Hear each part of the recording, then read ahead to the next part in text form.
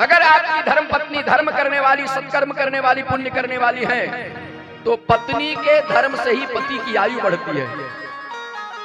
पत्नी के धर्म कर्म से ही पति की आयु और अपने बच्चों की आयु वो बढ़ाती है, क्योंकि वो धर्म पत्नी है, भोग पत्नी नहीं है, वो धर्म पत्नी है।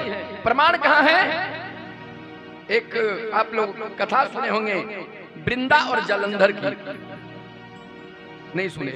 जलंधर कौन है और वृंदा कौन है? अभी घर घर में तुलसी महारानी होती है कि नहीं? तुलसी का पौधा देखे हैं आपके घर में? कहीं पूजा होती है तुलसी की।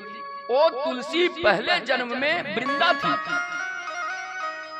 और वृंदा इतनी सती थी, अपने पति की सेवा करती थी, पतिव्रता धर्म को पूर्ण रूप से मानती थी। अब उसी के धर्म के प्रभाव से, धर्म के ही बल से उसके पति जो जलंधर थे वो बड़ा अत्याचार करने लगे, क्योंकि अपने पति की सुरक्षा उसकी पत्नी करती थी, पतिव्रता थी। उसके पति को कोई तीनों लोक में नहीं मार पाया।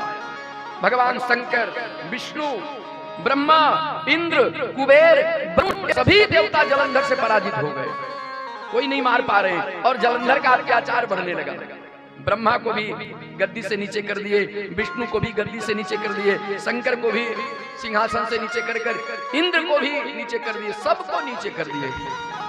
सभी देवता कहने लगे अब क्या होगा, क्योंकि ये मरेगा नहीं। जब तक इसकी पतिव्रता धर्म को पालन करेगी तब तक ये मरेगी नहीं।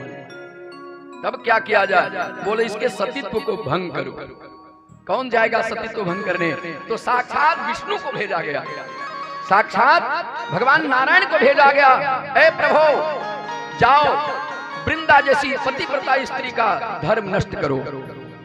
वही वृंदा की सतीत्व को भंग करने के लिए, पतिव्रता को नष्ट करने के लिए वही जलंधर का रूप बनाकर भगवान विष्णु गए।